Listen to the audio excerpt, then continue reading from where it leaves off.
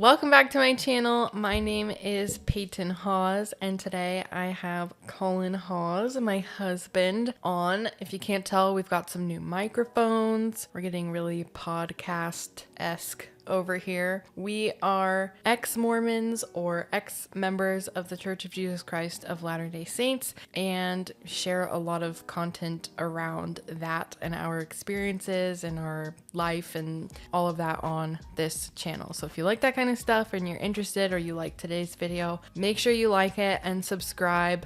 And yeah, today we're going to do something kind of like Mormon stories style, if you've seen something like that, but significantly shorter, trying to aim for like 45-minute episodes, see if people like that time frame a little bit better. But we're just going to talk about Collin's upbringing in the church and his experiences and all that. So yeah, let's get into it. Sweet.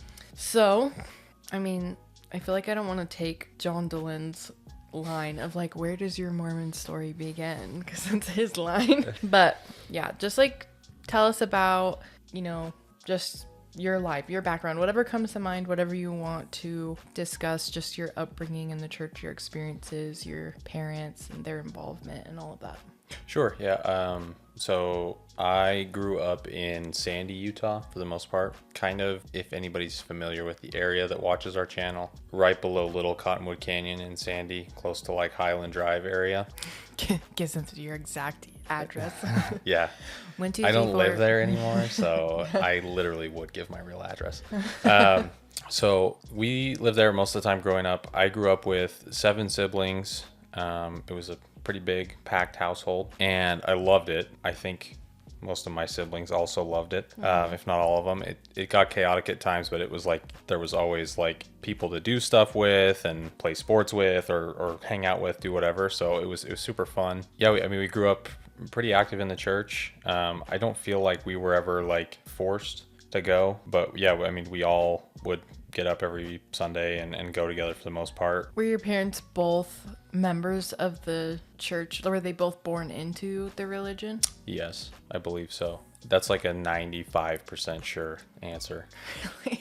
I'm pretty sure they both were. I think it goes back a couple generations on both sides of my family.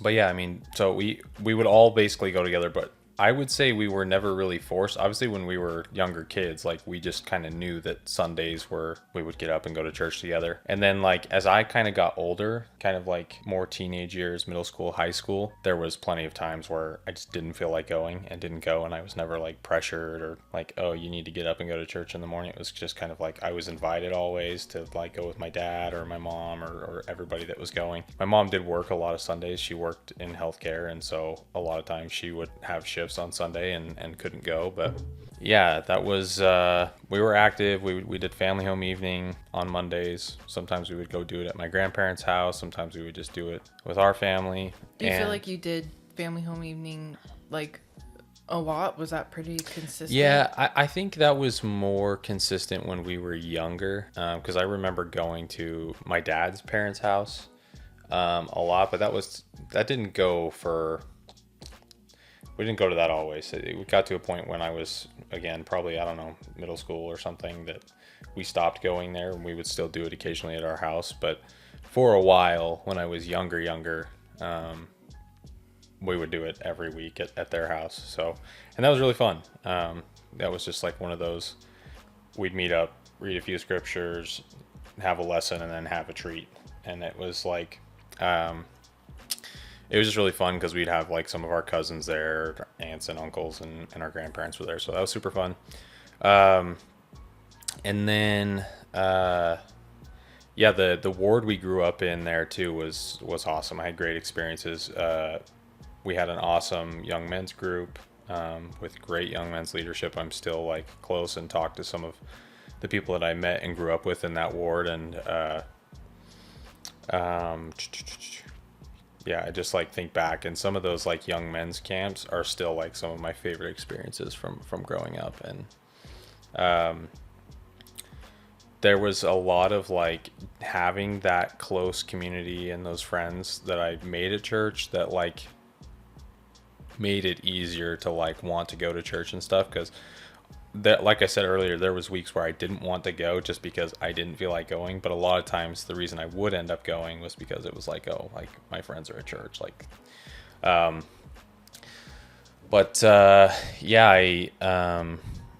So did you not feel like you had that much of a connection to the gospel per se, or did you just not really think about it that much, or what were your thoughts and feelings around that? I definitely did. I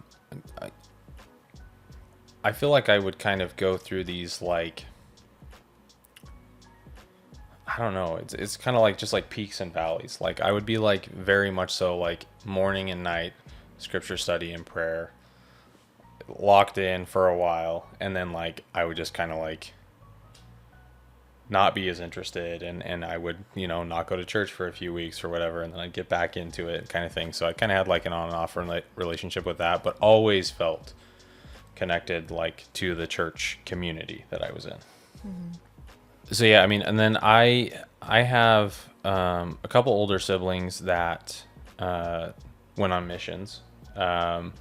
So I had an older brother that went on a mission and had a great experience, and seemed like he learned a lot and grew a lot. So and then my older sister decided to go on a mission as well. And when she decided, it was around the time when President Monson changed the ages for the missionaries, like how old you had to be. And like she decided, and then like the same time, because she's a year older and men and women are a year apart, it was like the exact same time. I was like, okay, well, like she's going to go, I'm going to go too. So she left before me. And prior to me getting my call, is when we found out that my mom was sick. And I don't want to like go too in depth with my mission stuff, because there is a video up there that has all of that, but just as kind of like an overview of like what was going on and what kind of changed things for me. So I think it was the week before, and I'd probably have to check the date with my mom, but like it was like the week before I opened my call, or maybe even like days before, was when she told me that she was diagnosed with cancer. She had breast cancer. So like I got that news, and then I was like also still very excited that I was going to be getting my mission call. It was like kind of like this conflicted, like excited to be able to like go on a mission because of like the good stories I had heard, and it's something that I had kind of been looking forward to for a while.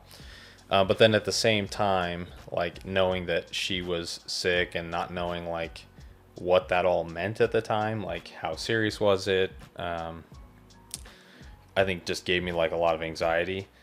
Then I got my call, and I was leaving like a couple months later in January of 2014 or 2015. It was 2014. And then I left and struggled for months out there, ended up coming back early, and a few weeks, maybe even up to a month after I got back, we found out that my dad had lung cancer. So it was like kind of bittersweet, because it was like obviously finding out that your parent is sick like that is gonna like tear you up and whatnot, but I was also like so grateful to be back home and be able to like have time to spend with my dad, because he eventually would pass away about a year later, May of 2015. And so it was like it was such a weird thing, because I was so grateful to have the opportunity to go out on a mission. And even though the whole thing was like riddled with like stress, and it was something I'd looked forward to for such a long time, but then it was like kind of rough, there was like this bittersweet relationship with it, because I was sad that it didn't work out, that it wasn't for me, but at the same time I was so grateful to be back home and be with family. And yeah, after my dad passed away, I kind of just I went through just like depression as might be normal in that type of situation. And then Because you were really close with your dad growing up. yeah, and I think all of us, for the most part, had really good relationships with both of our parents. But yeah, I mean, I loved growing up and going and playing catch with my dad, or he would always be at like my sporting events and stuff. And so that was challenging. And I was kind of going through this sort of depression for a few months after, you know, I then got a job and I was working, and eventually like got into school. I was just going to like the community college and kind of working through some things. And I kind of just like got into like a flow, and I was kind of just going through the motions. And then eventually is when we connected. And it kind of pulled me out of being like depressed and whatnot to being like feeling like I had a new sense of purpose and direction. Tell them how we We met in the most possible Mormon way ever. We met on a Mormon dating app. Yeah, but also the crazy thing is I was living in Southern California and you were living in Utah, and Collin and his family were traveling to Southern California on the same date that me and a couple of my friends from my singles ward were traveling to Utah. We stopped in St. George and we did Salt Lake and Draper and all these things. And so we crossed paths. So that's how our locations lined up to where we could match, because like we obviously don't have our location set to like meet people in other states when we are trying to find people near us. Yeah. And we just crossed paths and our locations were there.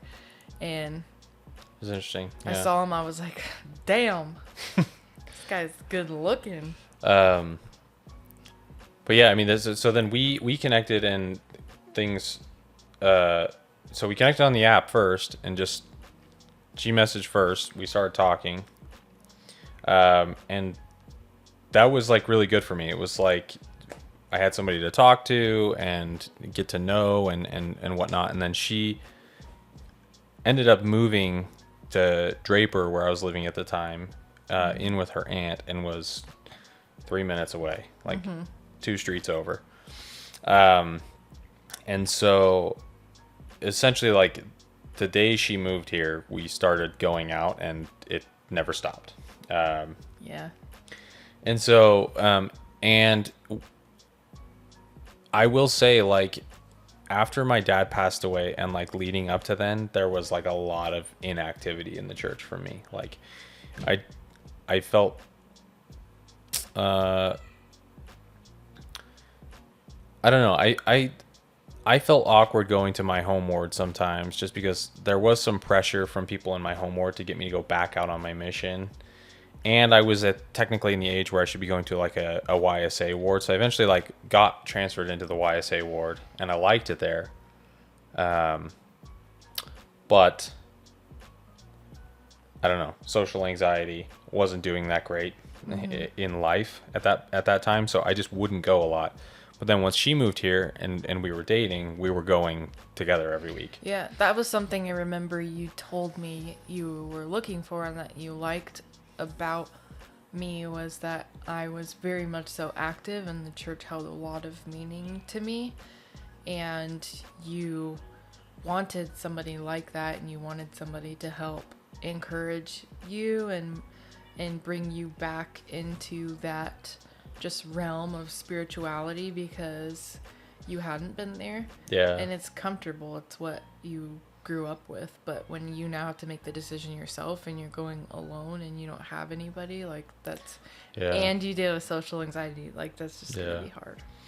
Yeah, which has gotten a lot better, but at the time, like for some reason after my dad passed away, like my social anxiety was so bad. I hated going to church. I hated going places where I was gonna have to like meet new people and interact and whatever. And so like I basically just went to work, and then I'd go to school, and that was it. Like, I really like, I was dealing with that a lot. So anyways, it was great that she was like kind of helping me like get back into things and I don't know, just kind of get my stride back and kind of get back to being who I was.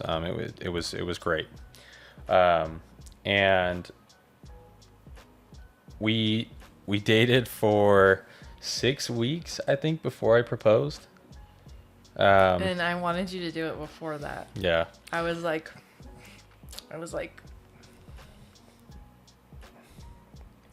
if we end up doing audio only on platforms, I'm just pointing to my left ring finger. Yeah. So I proposed. The first date we went on was when you moved, the day you moved here, and that was like January 4th. And I proposed February 20 something. Yeah. 20. I have it on Facebook because I posted like pictures of my ring and stuff, but it was really cute. You should tell them how you set up the proposal. Oh yeah, I had my sister and brother-in-law.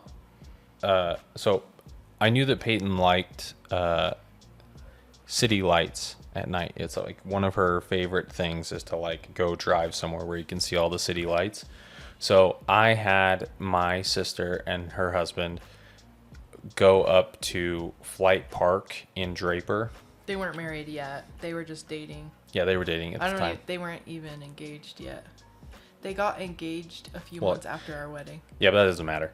They were they were together, and now they are married. So anyways, I had them go up first and set up some candles in like the shape of a heart and everything. Rose petals. In January in Utah in the snow. I'm very grateful for their help. And then I drove up with Peyton and we like pulled up, and could you see, I don't even remember, could you like see the stuff that was set up or anything? You were pretending that someone needed like a jump for their car. Oh yeah, that's what it was. It was yeah. I was kind of skeptical. Yeah. A little bit. But I didn't want to show it because obviously like you wouldn't want, you're trying to like not have me know, so I was not going to say anything just in case, but yeah, trying to play it cool. And yeah, so we pulled up. I think she could like see the stuff that was set up, but anyways, we walked out there, and if you've been to Flight Park in Draper, you can see the entire valley.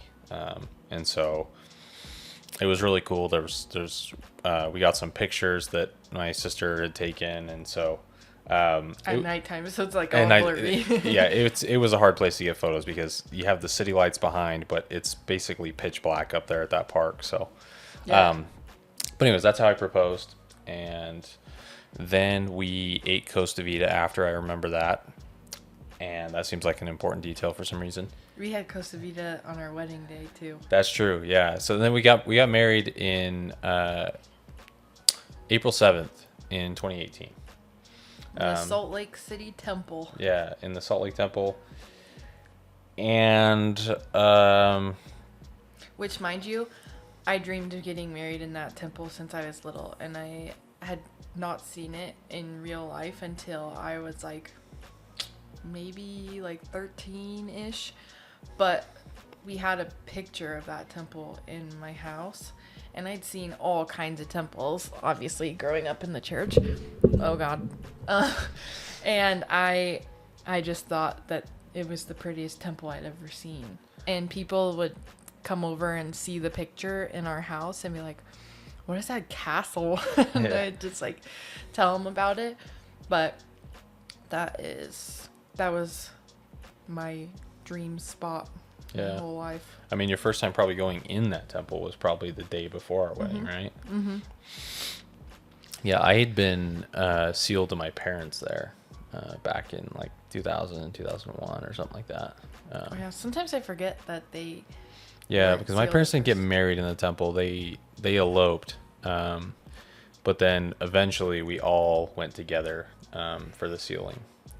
Sometimes I wish we eloped, but then I remember just like memories of my mom being there, and I just like those memories, and I like all our pictures and stuff. Yeah, like that. Yeah, and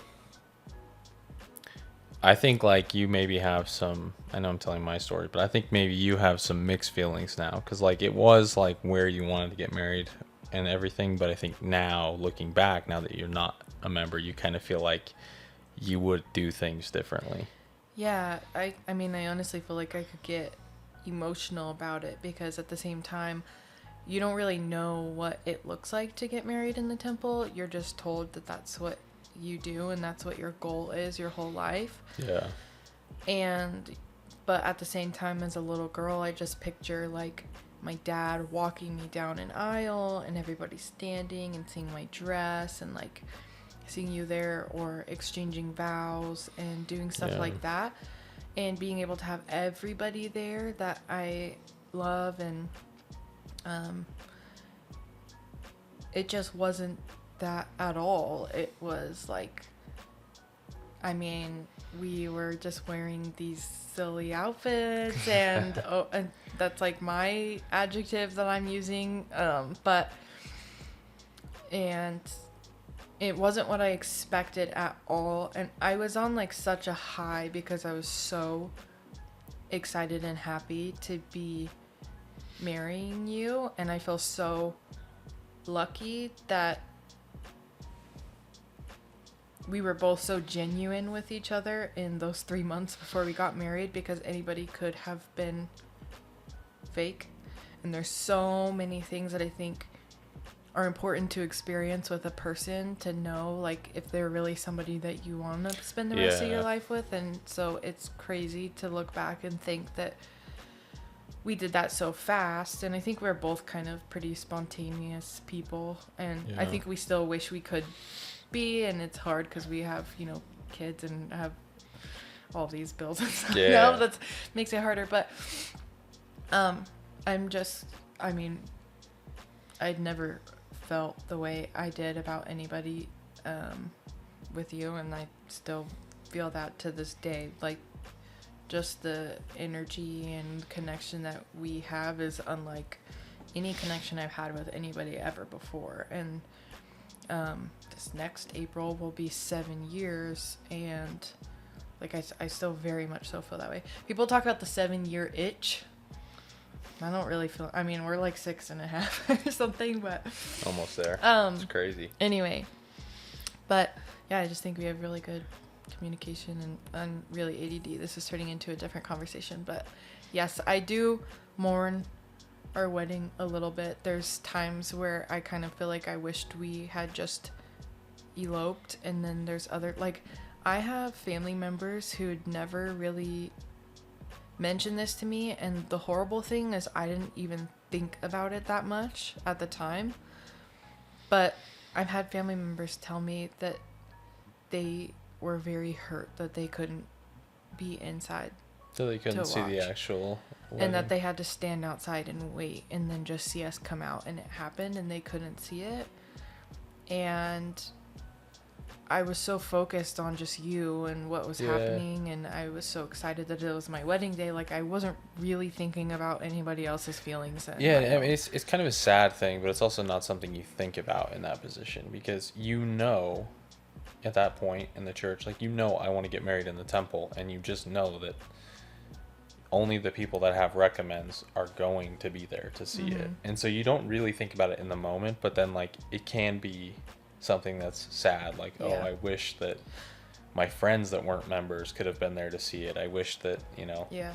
But at the same time, I think if they did see it, they'd be very underwhelmed, because it's not a freaking, it's very different than what you would see pretty much anywhere else as a wedding. It's very much like you are dressed up in different costumes. You can't actually wear your suit. I can actually wear, some people can wear their dress, some people can't. I think I had to do something, I can't remember, but I was wearing a bunch of stuff over my outfit and all of these things, and it's very, you're kneeling, you're not standing, you can't do any exchange of vows. They even make exchanging the rings kind of like awkward or weird. We actually couldn't exchange rings inside the temple. I think we had to do it outside, didn't we? It's something weird like that. And they said like we could kiss if we wanted to, but you don't have to like seal the marriage. And it was just weird. And like you're in the center of the room and everybody else is around you. Yeah. But I remember not feeling like it was like I was so focused on just the fact that we were getting married and we were going to be able to go on our honeymoon after, and that we were going to live together. And Yeah, I mean that's probably something I would clarify too. It's not necessarily that you feel weird in the moment because you've gone to the temple before at that point. Yeah, I mean yours was literally the day before to get your endowment, but you've been through the temple. You kind of know what happens in there, so it's less weird. But then when you look back on it and maybe you're comparing it to like what a traditional wedding would look like, then you're like, okay, yeah, it was culturally very different. yeah, like I would have loved, I really love how your sister did hers. I liked her, I don't know what you would call it, the after party rehearsal, not rehearsal, that's something you do before, reception. The reception, yeah. I really like how she did it. She really went all out where everybody got to come, and she, you know, did an outfit change, and everybody had like sparklers for their exit, and they did just like really cute stuff, and we kind of just like snuck out because we were ready to go to our hotel. Yeah, that might be TMI. Anyways. But like hashtag relatable yeah, for religious exactly. people. Exactly. I think. Okay. And then let's see. Okay, so yeah, so now you got kind of her side of the wedding events and stories there. So, and then we essentially instantly move in together and start living together, and I'm working. We're still very active in the church. I think we were living in South Jordan at the time, right at first. Mm-hmm. Yeah, I mean, I wouldn't say necessarily like every week by any means, but we were very active. I would say like the weeks we missed were much fewer than when we went. Yeah, it was like I was so excited to be able to wear garments and stuff. I grew up seeing my parents wear them and other people, and so now that I'd been through the temple, I got to have them too, and I remember it making me feel very special. Yeah. I mean, you're kind of told that it's like a shield of protection.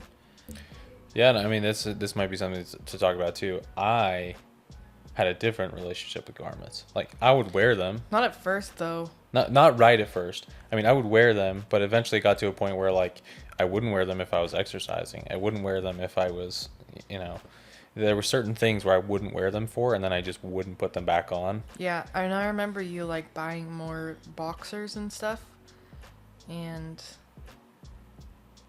I feel like I had, like, mixed feelings, but I was just, like, kind of letting you do your thing, but I would kind of, like, wonder. Yeah, you would ask sometimes or like hint or something, like not in like a rude way, but like you knew what the garment meant at that point. It was new to you, exciting to you. You knew what you're taught about it in the temple, and so you kind of had like this like want to like get me in the right direction as far as that went. So, but I always kind of had that relationship with garments. Like, I would wear them more consistently earlier on in our marriage, and even going back to when I went on my mission, because I got mine right before I went on my mission, and I was very consistent all the way up until we got married and after, and then it just I just got more relaxed with it, I guess, and stopped being so uptight about it. I didn't feel weird about not having them on, if that makes sense. Where I would kind of get anxiety, like if I didn't have them and I was about to drive my car, I would fear that if I got in an accident, I would die because I wasn't wearing them and I wouldn't be protected. Yeah. And I, of course, want you to be protected. I don't want you to die. And I thought about it very, very extremely. Yeah. But I think something we didn't mention too, random fun fact, is we kind of trauma bonded when we met because your dad had passed away from cancer and your mom was currently dealing with breast cancer and had been for a few years, and my mom was dealing with breast cancer and had been for a few years. My mom was actually diagnosed the same year that your dad passed away. So 2015. yeah, we kind of like trauma bonded in that. Yeah. And I'm sure with the funk that you were in at the time, that was probably... Yeah, I think that was really helpful, like, to be able to have somebody to talk about that, you know, kind of at least had a somewhat of an understanding of, like, what I was going through and what was on my mind, that sort of thing. Mm-hmm. Then you were there for me, because it wasn't super long. It was the year after we got married that my mom then passed away. And we knew it was coming, like, so we had been visiting and stuff like that. But then because you'd experienced it before, like, I don't know how I could have gotten through that or what I would have done without your support and understanding. Because I think I struggled with that my whole life when I had really, really hard things happen to me. And anybody I talked to about it could feel sorry or remorse, but had never been through it, so they couldn't fully understand, and I just wanted somebody to understand. Yeah. And so in this scenario where I had you in that, it was very, very helpful for me. Yeah. Yeah, and that was probably, like, one of the biggest factors of probably why we connected so well so quickly. And then, which is supposedly not a good thing. You're not supposed to like trauma bond, and then because you can get really close trauma bonding and then realize like that it's not a good fit. Yeah. But it worked out for us. Yeah, it worked out great. And then so that, I mean, but I'm just pointing out the garments was like kind of one of those things where it was like I was kind of more relaxed about it. At least I eventually got that way, and you weren't that way with it. And then another one I can think of was tithing. I always had this weird relationship with tithing. Like, I would pay it, and then I would just, like, stop paying it. And not for really any reason other than, like, I just stopped paying it. Like, and I never noticed a difference in my quality of life or my financial situation based on the fact that I was paying or wasn't paying, other than I had 10% more of my money.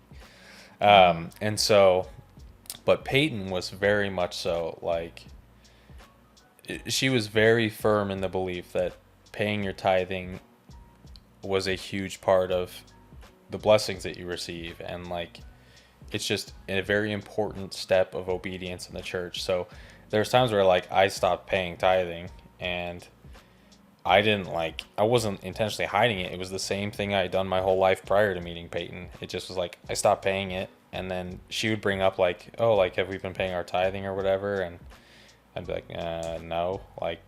Because you were handling the finances. Yeah, for a long time, especially like first couple of years of our marriage, like maybe even more than that, I was paying the bills and all that, because a lot of it at the very beginning of our marriage was in my name anyways, and it was just something I had already been doing.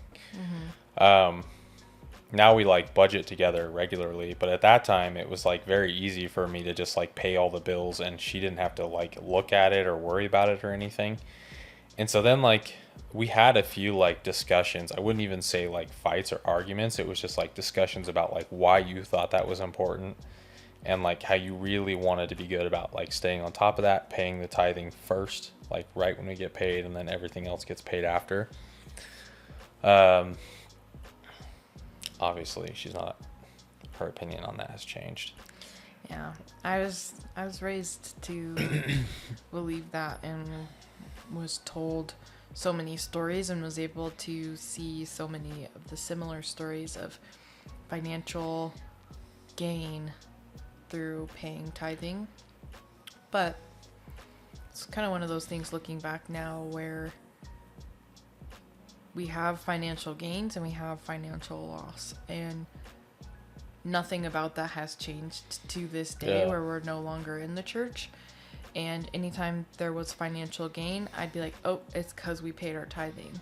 And if there was ever financial loss, even if we paid our tithing, it was like, you know, that we're being tested. This is just something we're experiencing right now. Like, we have to show that we're still faithful, and that, you know, even in trying times we'll pay. And that's one of those things. So I mean, tithing's another example, but I had things like that where I didn't like notice a difference, but I did notice like it's like a heads I win, tails you lose thing. It's like if you have good financial blessings and benefits while you're paying tithing, it's because God was happy with your obedience in doing that.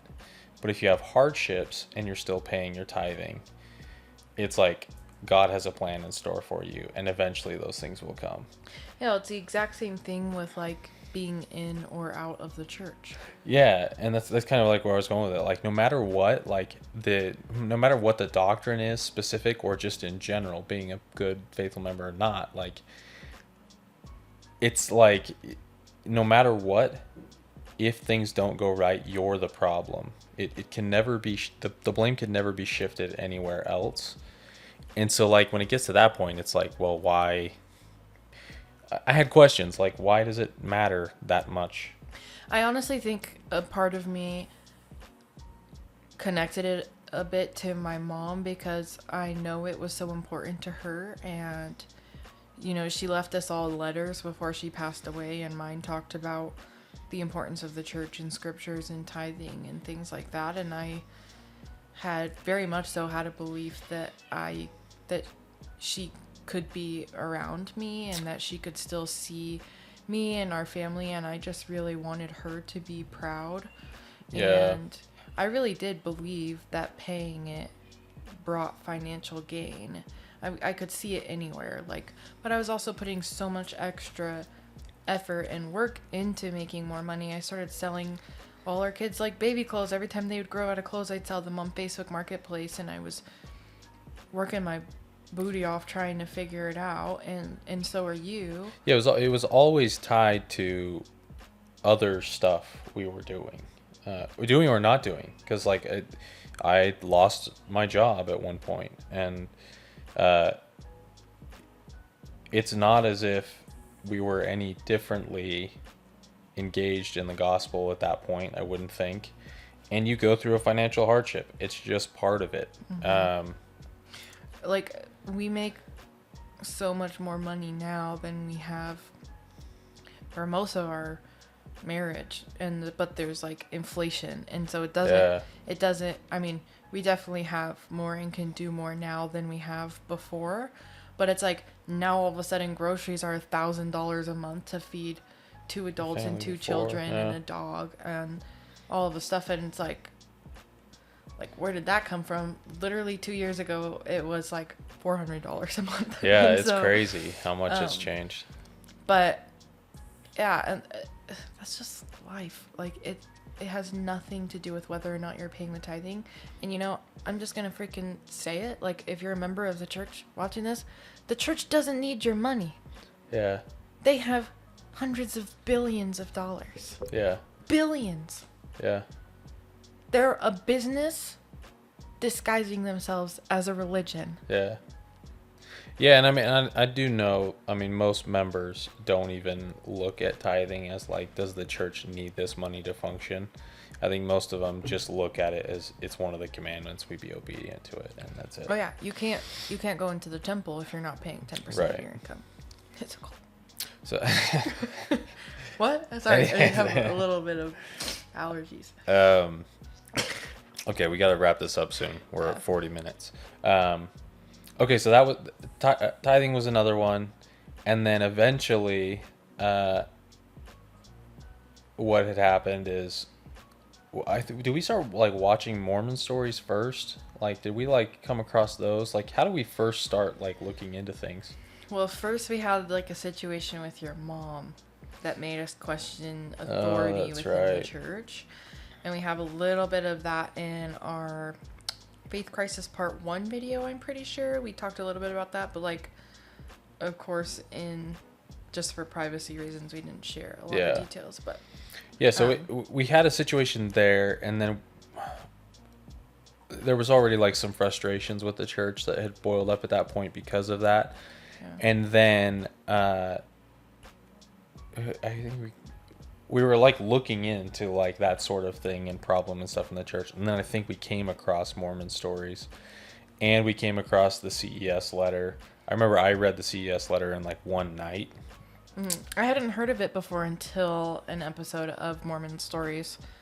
I forget her name. I think her name was Haley or something. She had like long brown hair and like green eyes. She's like an influencer that like left and then came back and then left again. Yeah, she wrote a book actually. Yeah. Like leaving the Mormon Church and coming back or something. It was in Deseret book. Yeah.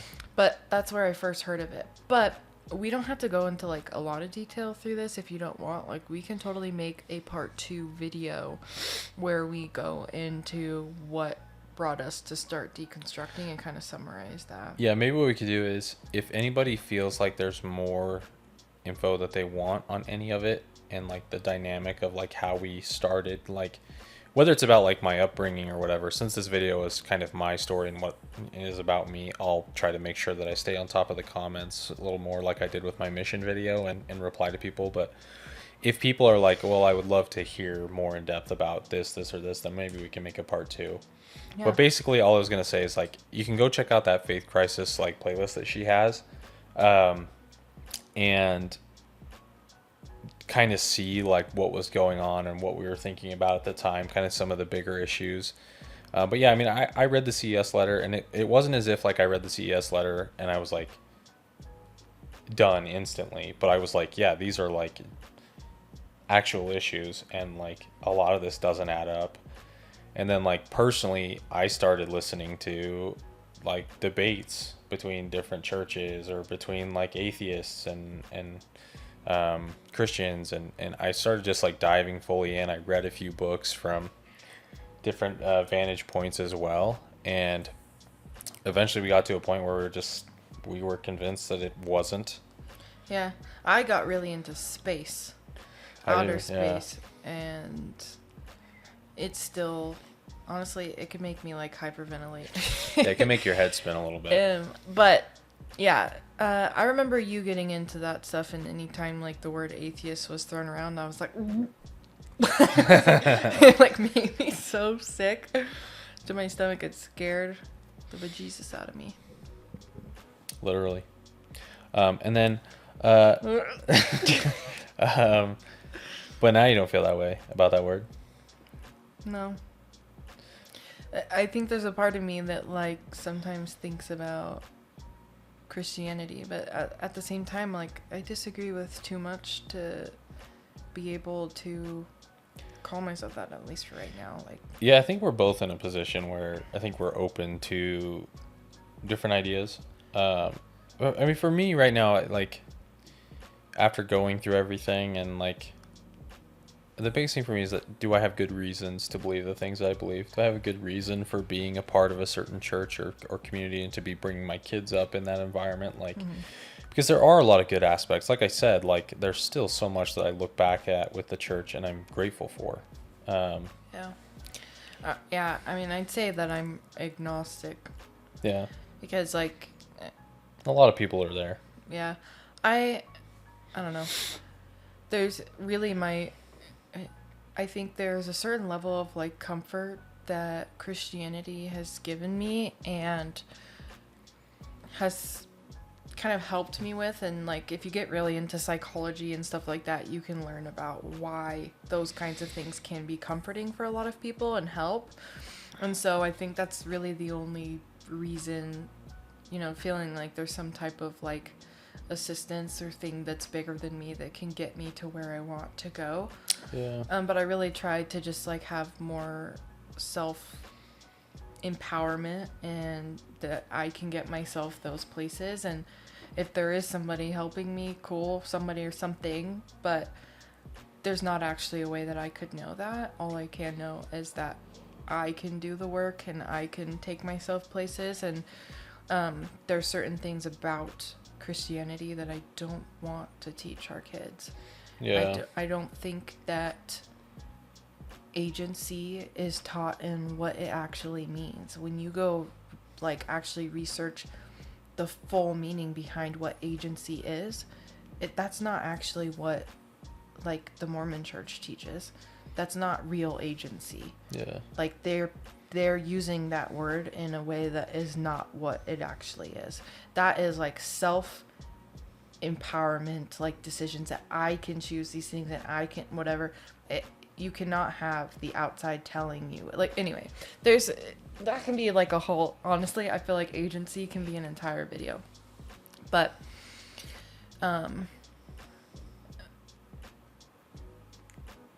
I just think that there are a lot of Christian teachings that can be really dangerous to developing brains of children, that can teach them to hide things, to force emotions down, to disassociate like mind and body, and like it's just too much for me that I don't want our kids to be raised in. And if they ever have any questions about religion, like, I'm gonna answer them to the best of my ability and try not to be like super biased, but I'm gonna share what my honest feelings are and just share that they're my opinions. But I will say that if anybody tells you they know, they don't. I think that's teach your kids how to think critically and analyze the world around them, as opposed to teaching them this is what you should think, this is what, there's a big difference there. You can raise somebody that's independent, that knows how to figure out what's real and what's true around them, as opposed to just raising somebody who might be raising them in a way that they might be susceptible to just, I don't know, being programmed in a way to know what to think. Yeah, like, think about how I try really hard not to tell the kids what to do all the time, and when they react to a situation or something happens, I say, what should we do? Because I want them to think for themselves. Like, sometimes they come up with ideas that I wouldn't have thought of or said in that moment that are great ideas. It's true. And so I want them to be able to think on their own, and I want them to know that their bodies are their own. Yeah. Their bodies don't belong to anybody else. Nobody else can tell them what they can and can't do to their bodies. And I will just encourage and hope that they treat their bodies kindly. Yeah. Because we do have a daughter with autism who likes to hurt herself, and we have to really try and teach her to love herself. But yeah, that could totally be a whole part 2 video going over our deconstruction and talking about parenting changes and stuff like that. We could go down a lot of tangents, I feel like, off of this. But yeah, I mean, that's basically what we got to, and then we have a whole playlist about, like, as we were going through those things. And if anybody has any questions or comments or anything, just drop them. Yeah, put a yellow heart emoji if you made it to the end of the video. If you liked it, please give it a thumbs up, and make sure you're subscribed. Make sure you're subscribed. If you're listening, make sure that you're subscribed, please. And watch more videos. Thanks so much. Oh, wait. And also... Wait. Do you remember? No, I forgot. Wait, hold on. I didn't forget. Oh, you should also comment if you have good video ideas that you would want to see us discuss or talk about. Yeah, like, do you want us to go over our deconstruction? Do you want us to go over parenting changes? How our relationship changed could be a really good one. That's true. Our relationship, like, improved dramatically, I think. I'd agree. In a lot of categories. Anyway, thanks for watching this video. See you in the next one. Bye. Peace.